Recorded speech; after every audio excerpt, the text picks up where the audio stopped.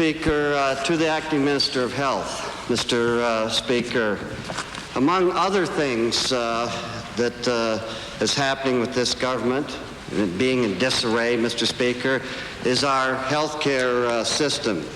Mr. Speaker, we've mentioned, and it's been debated in this legislature before, we've had massive layoffs across the province, but specifically in Calgary at the General Hospital, the Calgary District, Mr. Speaker. Unfortunately now, it seems to be Edmonton's turn coming up, Mr. Speaker, and I say we're going to have a growing crisis here. My question to the Acting Minister, will the Acting Minister of Health confirm that the Grey Nuns Hospital in Edmonton and Millwoods will be laying off up to 100 nurses and support staff in the next week, Mr. Speaker? Mr. Speaker, the Department is not in a position to confirm the specific number of any layoffs in any hospital in this city or in this province. There is a board of trustees in each and every instance who are charged with the responsibility by statute to run their operation and to run it within the funds that are provided by the provincial government.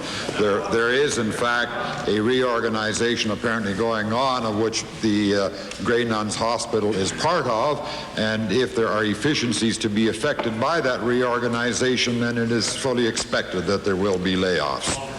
Sounds like cutbacks. Well, Mr. Speaker, reorganization of this government means loss of jobs, loss of quality health care. That's a reality, and the minister is well aware that this is going to happen, or at least it should be, at the Grey Nuns Hospital, Mr. Speaker. My question to the minister is this. With these massive layoffs and cutbacks right across the province, and now specifically at the Grey Nuns, how can this government continue to say that quality care at these hospitals is not compromised? Mr. Speaker, I believe it is a fairly well-known fact, and particularly so in the health industry in this province, that we are quote-unquote overbedded. We have more beds than what are necessary for adequate, reasonable health care in this province. And I think that that situation continues. And as I say, these hospitals will be properly run by the boards which are put in place to run them. Mr. Speaker, the overbuilding was by this government. Now they can't staff them properly. That's the reality, Mr. Speaker, what's going on. And I want to ask in terms of putting in priorities, putting it straight and asking either the Acting Minister or the Premier this question, does this government think it reasonable that we have over $1 billion to hand out that we've lost in corporate welfare, but we have not enough money to run our hospitals? Do they think that reasonable, Mr. Speaker? Mr. Speaker, I'm not going to get involved in answering economic questions. That's not what the Department of Health is all about. But I do want to say that unfortunately this government does not feel compelled, nor is it this government's duty to keep Alberta fully employed, as may be the case if someone else sat on this side of the House.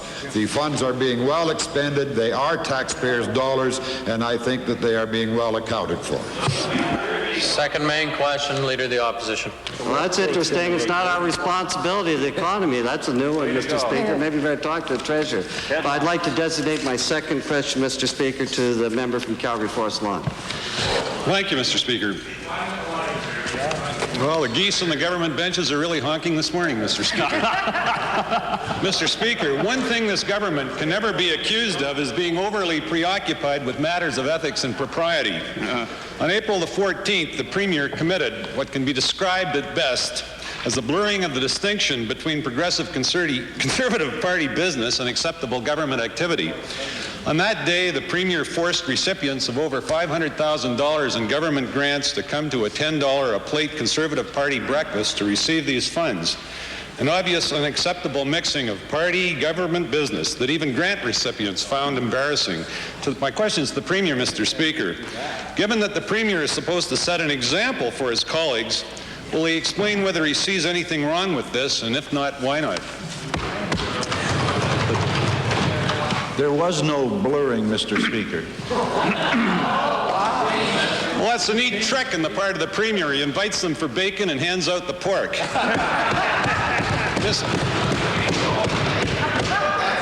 Mr. Speaker, this is not the only recent example of this government abusing its position to promote the Conservative Party. A few weeks ago, the Minister of Career Development leaned on his staff to attend the Tory convention, and now the full text of the Premier's speech to the Tory convention was run across the Alberta Communications Network, a government service that's supposed to be used for official government announcements. My question to the Premier is, will the Premier explain why a partisan speech to Conservative faithful was run across this government network? Isn't this totally improper, Mr. Speaker? No, Mr. Speaker. Well, those are the kind of answers we continue to expect from the Premier. Shameful. On budget night, in addition, Mr. Speaker, the government used another public broadcasting channel, in this case it was Access, to propagate the Conservative view of the economy. Mr. Speaker, 1 year has passed since the Walkowicz report was issued. I'd like to know from the Premier where his long-promised ethics legislation is at. When can Albertans get a chance to look at his proposal to clean up his government's act? Hear, hear. First of all, Mr. Speaker, the allegations contained in his lead-in to his questions are totally false. If we knock the falseness out of it, then we can get down to the final question he asked, and that is about the Walkowicz report. And as the throne speech says, the Walkowicz report will be translated into legislation and presented to this session of the legislature. Edmonton Goldbar. Thank you, Mr. Speaker. Mr. Speaker, the recent round of fee increases, I know government members get excited when we call them cutbacks, but the fee increases to seniors' services have been met with tremendous public outcry and from seniors groups and individuals. Ministers protest that there have been increases, but seniors no different. Mr. Speaker, unfortunately, one government organization that will soon get the legislative authority to lobby and advocate on behalf of seniors has remained mysteriously silent. That's the Premier's Advisory Council on behalf of seniors. That is up until yesterday when we got the document that details what the cutbacks are. Mr. Speaker, I'd like to address my questions to the chairman of the Seniors Advisory Council, the member for Bow Valley. Perhaps the member will tell us what the Council is doing in respect of these recent fee increases and if they have analyzed the impact. Mr. Speaker, our telephones are very busy over at the Seniors Council office attempting to clarify what the budget really said.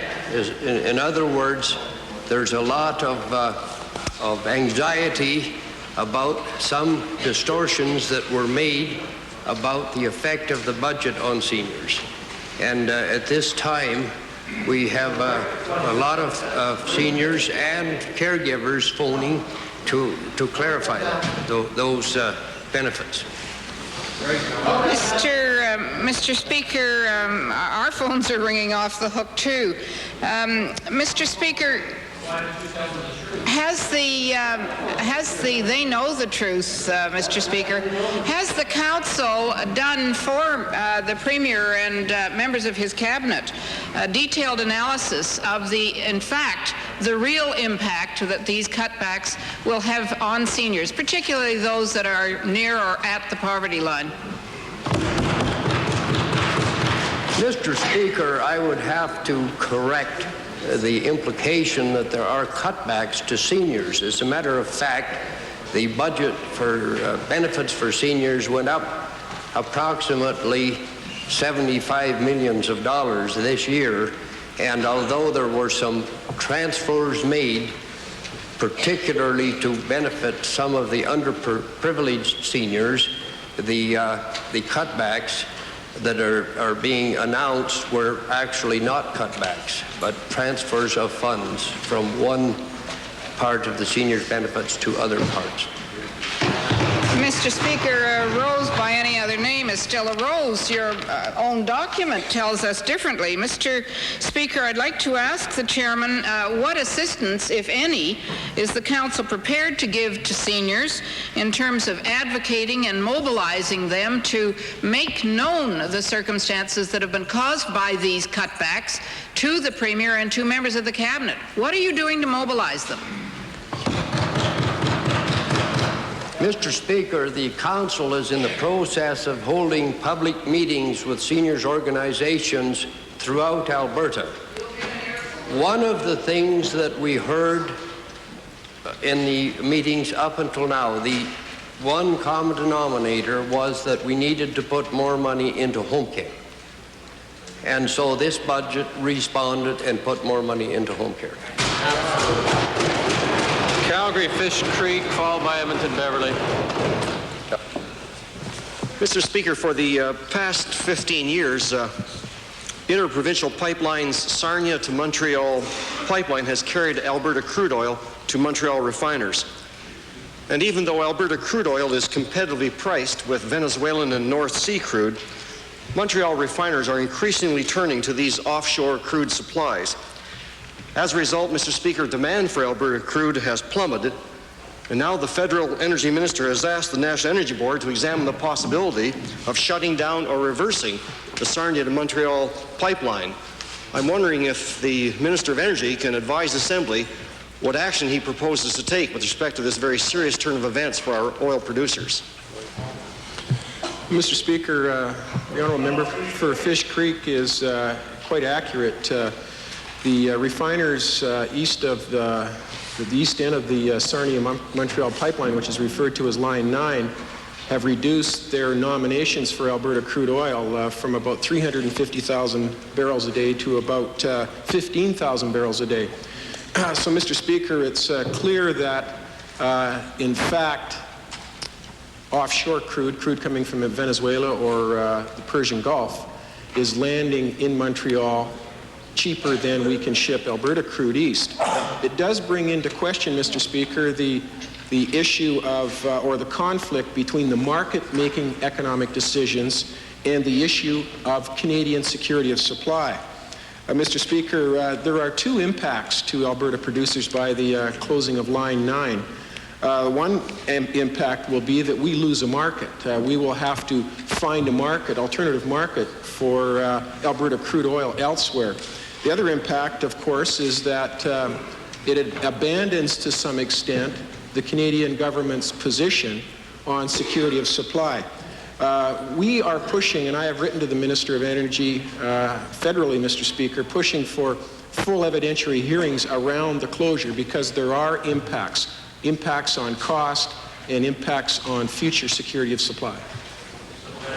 Mr. Speaker, can the Minister of Energy advise the Assembly what the cost implications are for government and for the industry if, in fact, the Sarnia to Montreal pipeline is to shut down or reverse? In other words, who's going to pay? Well, Mr. Speaker, that question really is the nub of the issue. Who is going to pay for one of three events? Closure, reversal, or re-reversal, which is called yo-yoing the line. That is, if the line is reversed so that offshore crude oil can move into the western end of Line 9 into southern Ontario, for instance, there is a cost of doing that is rolled into the rate base of interprovincial pipelines. That would mean that all producers of oil in Canada would then be subsidizing offshore crude oil coming into the southern Ontario market. And Mr. Speaker, we certainly do not want that to occur. For that reason, Mr. Speaker, we have asked that there be full and open hearings on all of these issues. Who pays, the future of that line in terms of reversal, re-reversal, or closure, and certainly the issue of Canadian security of supply. We believe that there should be a full discussion, and that's the position that Alberta government's taking to protect the interests of Alberta supply. Edmonton Beverly, followed by Calgary Northwest. Mr. Speaker, my question this morning are to the Minister of Municipal Affairs and Housing. The Minister has said that he has been reviewing the rent supplement program of his department to ensure that it is effective. Well, Mr. Speaker, there are 27 residents who are now living in the old WW Arcade building downtown Edmonton who will have to move because the building is being renovated. But decent, affordable housing is a premium in downtown Edmonton. Will the Minister agree to take an innovative step and make more supplementary make supplementary rentals available directly to the tenants rather than to supplement the units as is the present case. Mr. Speaker, the honourable member raises a matter of concern. I've had the opportunity of meeting with the people that intend to rebuild or reconstruct the WW Arcade, and indicated to them that there are residents there that some have long-term tenancy, some short-term, and that other accommodation may be required, and that should be an item A that they be concerned about, and B, as a government, we'd be prepared to work in terms of the supplement program, the rent supplement program, to assist them if possible.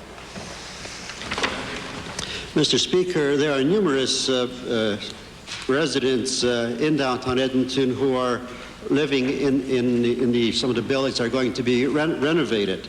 And last year, the minister received a report that indicated a need for hundreds of housing units in the downtown area. Will the minister announce, or when will the minister announce what he's going to do about providing housing in Edmonton's inner city? Mr. Speaker, a very appropriate question, and I've been a little concerned that we haven't responded in the last month as well. But the federal government has wanted to participate in the announcements because they provide 70% of the funding in some of the instances. We have a package put together, Mr. Speaker, to respond to the recommendations of the inner city group. I believe at the present time there's a news conference set for May the 6th, at which time we will announce a cross-section of programs and housing opportunities for those people in the inner city of Edmonton. Calgary Northwest, followed by Calgary Glenmore. Thank you, Mr. Speaker. The Minister of Economic Development and Trade has been singing a song of economic bliss regarding this government's economic diversification strategies, but recent events such as MagCan, Novotel, General Composites, etc. suggest the tune is now a little out of tune. Recently, Mr. Speaker, Dial Guard Limited in Edmonton has had a receiver appointed, and the government again is on the hook. This time the mortgage card shows for $400,000. My question to the Minister of Economic Development and Trade is this: can the Minister inform the House whether there are any viable assets that secure this loan, and what are the value of those assets if there are any? Mr. Speaker, just dealing firstly with the honourable member's comment as it relates to the economic well-being of the province, let me reinforce what I've done on a consistent basis in this Legislative Assembly by asking individuals if they would look at third-party endorsements as to the economic well-being of this great province of ours. We just recently had it whereby the Toronto Dominion Bank indicated we were going to be economic leaders, and we can go through a long list. We can go through a long list of those third-party financial institutions that have endorsed the economic well-being of our province. Dealing specifically with the honourable member's question, let me share with him that, and again it's a repetition of what I've said before, there is a long and lengthy process all companies have to go through as it relates to an export loan guarantee. Firstly, the financial institutions themselves have to approve of granting the loan. The financial institutions do the data gathering and do a financial overview as to the worthiness of the company.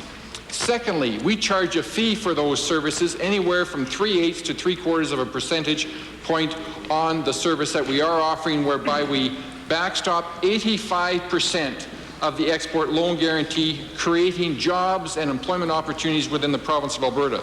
Thirdly, charges have to be held whereby there are specific contracts for the sale of those export products that are developed within the province of Alberta. As it relates to Dial Guard, they have involved themselves in accessing the export loan guarantee program on a number of occasions. They've gone through the procedures I've outlined to the Legislative Assembly earlier. They have generated some $10 million worth of sales of the products that are produced within this province, creating anywhere from 10 to 25 jobs within the province of Alberta, thus having a substantial economic spin-off benefit from our export loan guarantee program. Supplementary. Well, they're in receivership, so I don't know how they have any sales. But also on the mortgage card, it shows the Alberta Opportunity Company has set up a loan for $1,563,311. My question to the minister on this loan is simply this: can the minister tell us how much we're on the hook for out of that $1.5 million? How much of that are we going to get back, or how much are we going to lose? Mr. Speaker, we had it the other evening when my estimates were before the House. We dealt in a very comprehensive way the involvement of the Alberta Opportunity Company. The honourable member indicated at that time his dissatisfaction with the important role that they have played in diversifying our province.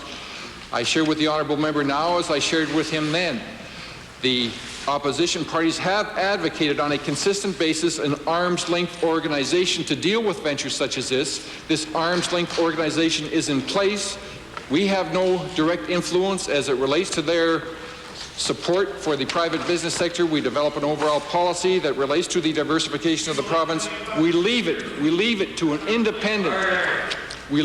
independent board of directors to decide where they should allocate that funding, and that allocation and that direction has been supported by both opposition parties consistently in this Legislative Assembly. Calgary Glenmore, followed by Edmonton Jasper, please. Mr. Speaker, it seems like the opposition can only dwell on doom and gloom and failures, but financial experts, economists, banks, and even the Edmonton Journal and the Calgary Herald are recognizing that Alberta has the strongest economy in Canada, and that Alberta's economy has had some difficulties in the 80s, and it feels good to be called the best in Canada. Mr. Speaker, strong economies don't just happen. Mr. Speaker, strong economies don't just happen. It takes good management and strong business entrepreneurship. Honourable member, sit down. I think we've had enough examples in this last week. Get to the point. Ask the question. You've got to save some ammunition for your supplementary. Mr. Speaker, my question to the Minister of Economic Development and Trade is, would he please share with this Assembly how we have developed a strong economy? Good job. Excellent question. Excellent question. Mr. Speaker, I'm delighted that we have I'm delighted that we do have individuals who view what is taking place in this province in such a positive manner, because the honourable member's comments underscore a third-party endorsement as it relates to the economic well-being in our province, whereby yesterday the headlines in the media coverages were that the Toronto-Dominion Bank confirms the projections presented on budget night by our provincial treasurer, whereby we as a province are going to be the leading economic province in all of Canada.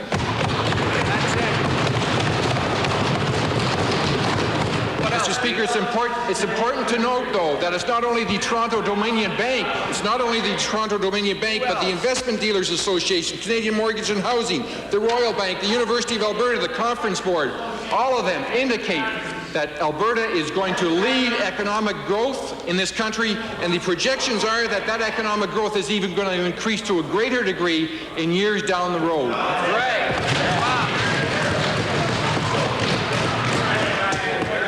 Mr. Speaker, the business community in this province are expressing concern that our economy can slip, and with the rest of the country. What steps will this minister take to assure the business community that we will have continued growth and development? Mr. Speaker, we're delighted that confidence is being restored to the province of Alberta because of the economic policy of this government.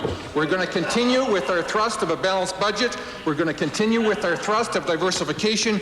We're going to continue to support a strong private sector, and we're going to continue to support a skilled workforce. And because of our involvement, unemployment in this province is lowest of all of Canada.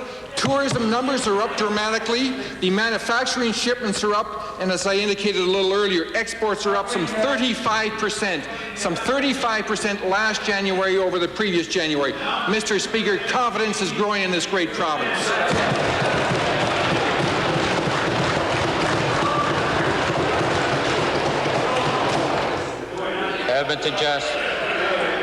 Order on all parts of the House, thank you. Bless you. Edmonton Jasper Place. Speaker, Minister of Municipal Affairs, I saw you had your hand up earlier. Today, the City of Edmonton has launched a 4-year community-based waste reduction program targeting complete elimination of cardboard, yard waste, paper, plastic, and wood from the landfill. It's a real program, finally a substantial initiative, 4-year target, 770,000 tons, 38% reduction, $18 million this year, rising to $23 million by 1994, compared with the provincial initiative around $4 million in the same general area for the entire province of Alberta. My question is to the Minister of Municipal Affairs. When is the province going to enter a real partnership with municipalities to pay the real cost of waste reduction as opposed to the $4 million effort to date? Mr. Speaker, one of the initiatives that we took back in October of 1990 was to bring together the City of Edmonton, the mayor and her representatives, and the municipal leaders around the City of Edmonton into a regional group that would look at the needs to deal with the waste and in Edmonton and region. In that group, there are two committees, the technical committee and the political committee, which involves the reeves, mayors, and respective councillors. The technical committee has worked very aggressively and vigorously to put together a plan for the region. At this point in time, they have arrived at recommendations which are very excellent, well thought out recommendations that are now being presented to the political committee, and in turn, the Minister of Environment and myself as Minister of Municipal Affairs intend to sit down with them and proceed to walk through those recommendations. At a point in time, we will look at the partnership that can exist between the provincial government and the municipalities. And at that point in time, costs will be examined carefully. Well, Mr. Speaker, my question is really about funding for waste reduction. The province has set as a goal a 50% reduction by the end of this decade in overall waste, yet there's no funds behind it, and I simply want to know if the province is going to share in the real costs, which are identified in Edmonton in the $18 to $23 million a year range, as opposed to the $2 to $4 million range that you're funding now. Mr. Speaker, I appreciate the urgency with which the honourable member raises the question, and I think we all feel that urgency, because there is a new perspective or a new look at this question of waste management and all of the various subtopics that go along with that overall one. In that we as people, the general populace, want to deal with it in a different way than just putting it into a landfill. That's old, traditional, and should be minimized in terms of its use. What that does is change the responsibilities. Historically, as a government, we have said to the municipalities, you have to look at your waste product and deal with it, and also charge your taxpayers to look after that respective responsibility. The times have changed, and we as a government now have to look at the partnership, and we're willing to do that. The initial budget of the Minister of Environment is some $6 million, which can be part of working towards a partnership agreement. And so we have started, but we have to examine what those costs are, and as the budget process proceeds, we have to examine the responsibility that we can take in that partnership. Edmonton Avamore, followed by Westlock Sturgeon. Thank you, Mr. Speaker. My questions are to the Attorney General. Mr. Speaker, with the warm weather, the problems arising out of prostitution increase. We have seen a man recently sentenced under the section of the Criminal Code on sexual exploitation of children for his solicitation of sexual services from a 14-year-old child who is working as a prostitute. And we must commend the police and Crown Attorney for proceeding in this manner in this case. My question to the Attorney General, will he now implement recommendations of the 1984 Badgley Commission and urge authorities to continue to charge persons who sexually exploit children with sexual assault? Mr. Speaker, I too commend the police for bringing forward evidence that would allow a charge and eventual conviction of a person who has exploited children.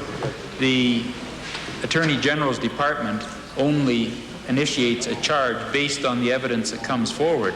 I will work very strongly with the Solicitor General and the police forces to ensure that that evidence is brought forward that would enable a charge to be brought forward in the courts and substantiated such that we would get a conviction.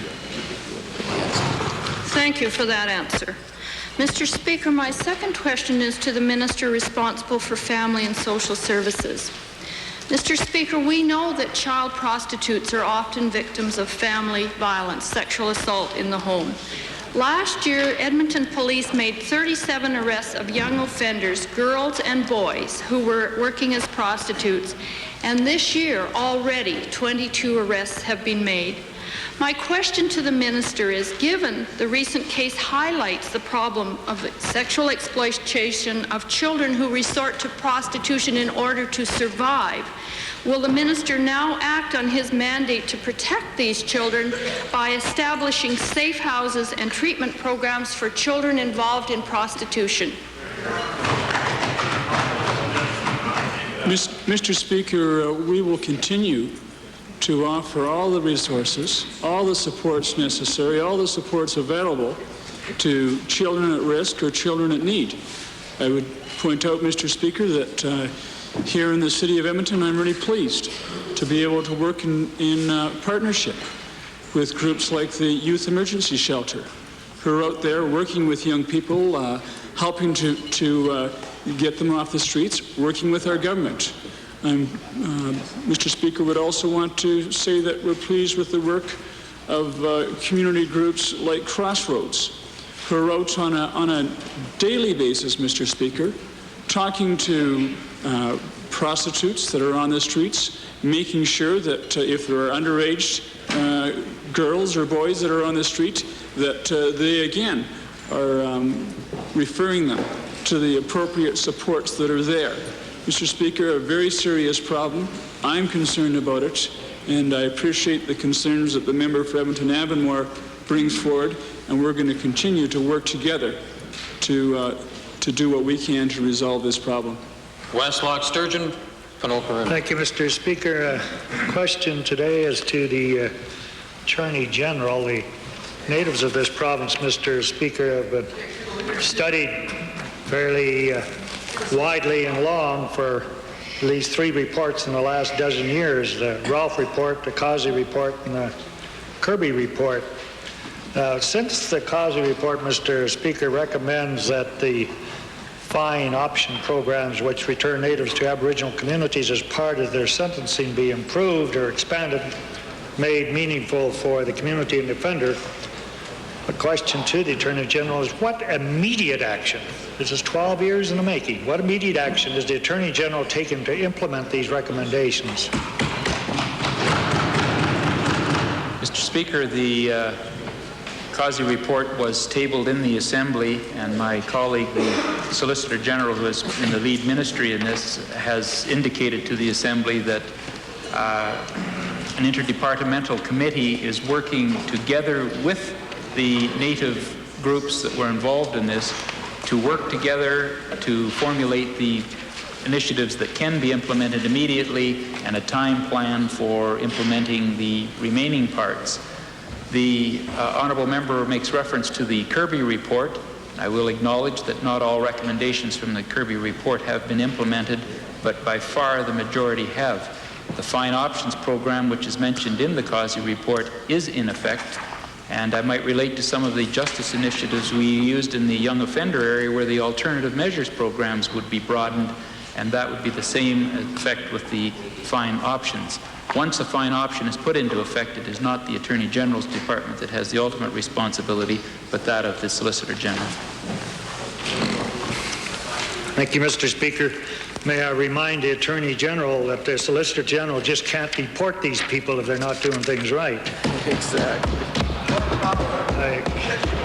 My supplementary to the Attorney General, will the Minister allow for the appointment, this is a little new, of Native Justices of the Peace for summary conviction matters in juvenile and family court, thus ensuring that Alberta justice system is more responsive to the needs of Alberta Native people? Mr. Speaker, I'm not in a position to give a categorical answer that we would.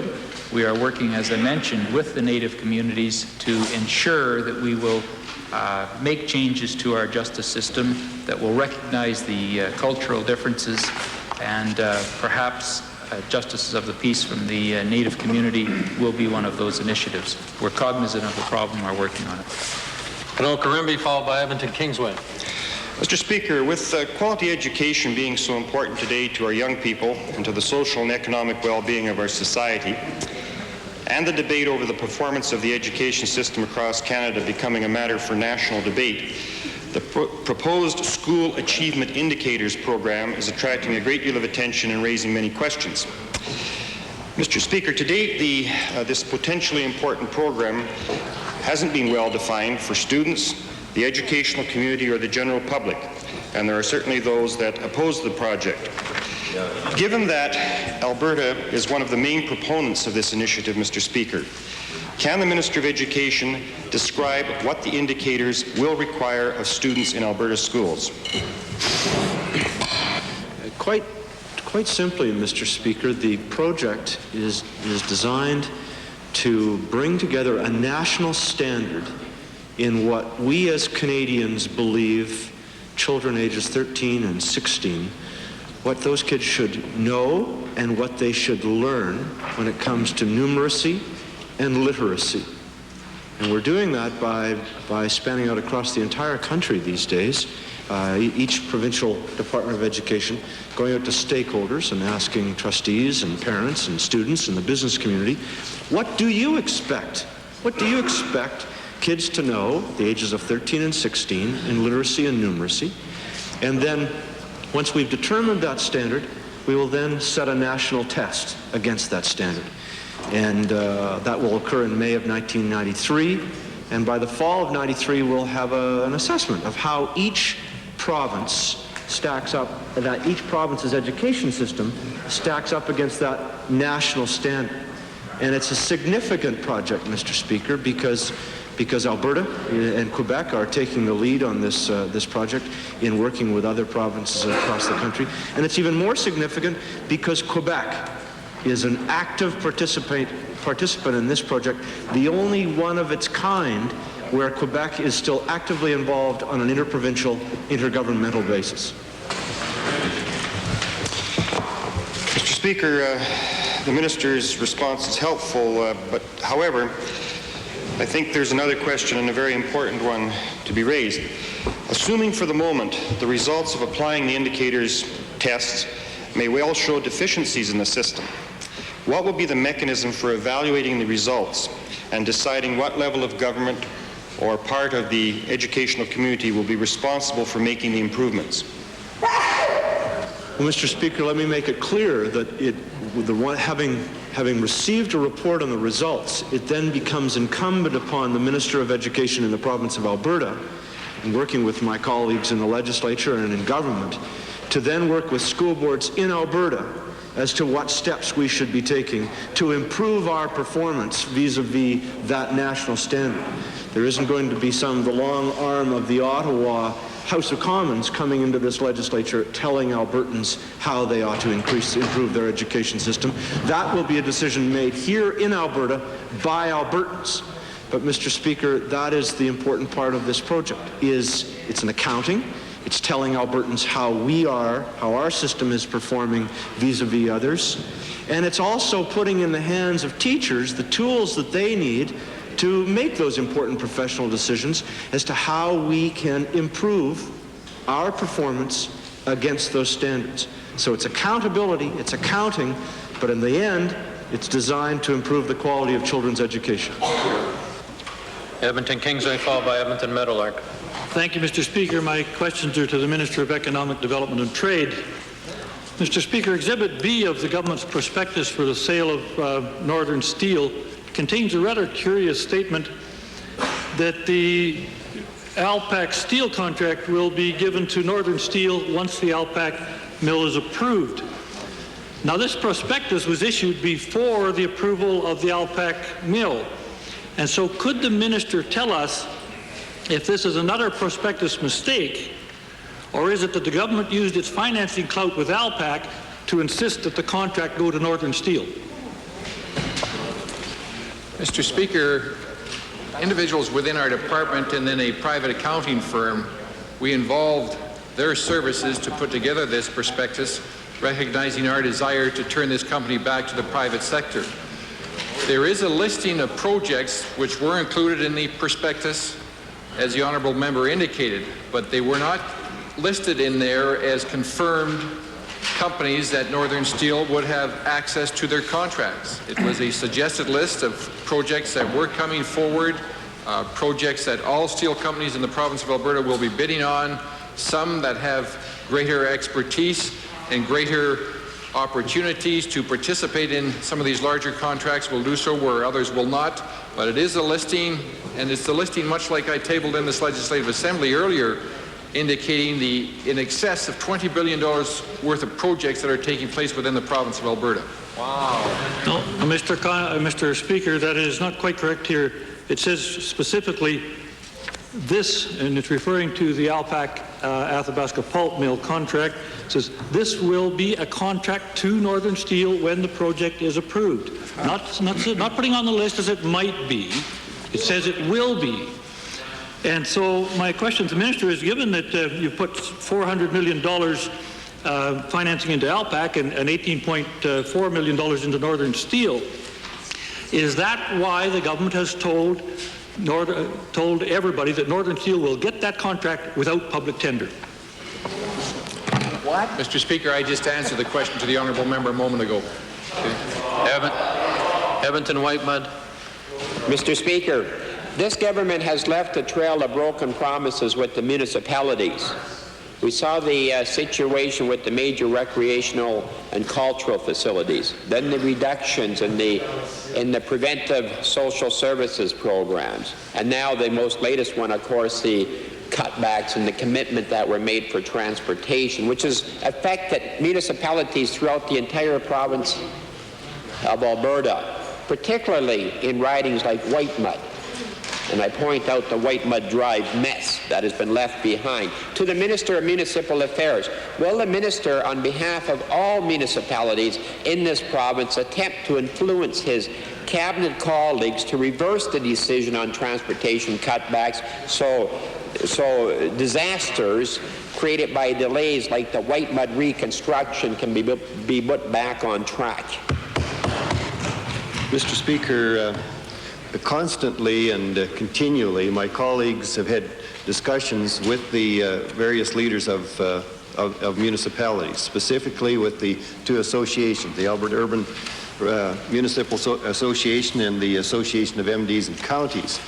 And what we try to do is communicate with them as to what our responsibilities are and how we're walking through our budget process. And this specific item raised by the honourable member certainly took that route. In terms of our budget, the presentation that was made by my colleague, the Minister of Transportation and Utilities, was that we did not renege from our commitment. We felt that in terms of the pressure on our budget for increased dollars to health care and education, that we could take these projects, these capital projects, and extend the payments over a longer period of time. Now that was done so that we could meet our commitment with the municipalities. It may take a little longer, but it will be done. Mr. Speaker, I beg to disagree. I pointed out 3 specific instances. I'll ask my second question, my supplementary question to the Deputy Premier. Will the Deputy Premier undertake to direct his cabinet to live up to their commitments, their obligations, and their responsibilities to all Albertans?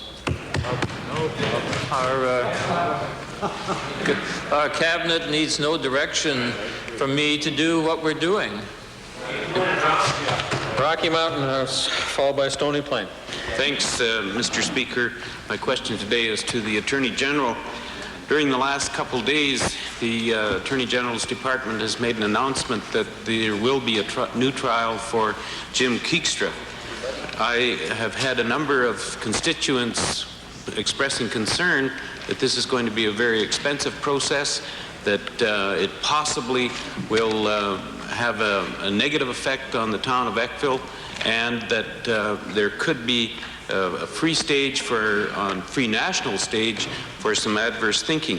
Could the Attorney General please tell me why is the province going ahead with this trial at this time? Mr. Speaker, this is a matter that's sub judice, so I will answer the question very carefully. It isn't the province that, if that's the perception of the government, that is initiating the retrial in this particular instance. Mr. Keekstra was found guilty in the Court of Queen's Bench by a jury. Appeal was made to the Court of Appeal, who struck down the hate section of the Criminal Code on Charter of Rights issue. That went to the Supreme Court. The Supreme Court made a finding that the hate law was valid law, redirected the Court of Appeal to address the issue on the merits of the case. That was done. The case was ordered to be retried because there was two technicalities, that the judge did not correctly charge the jury, and that the judge did not allow the defense counsel to challenge the jurors on potential bias, and on that basis ordered a retrial. Upon analysis, the evidence is still there, and none of the courts have made any comment on the evidence being bad. And in essence, what you have is an acquittal, and yet the evidence showed, and there was in fact a conviction. On that legal basis, there has been a decision to retry Mr. Keekstra. Thank you, Mr. Speaker. My supplementary to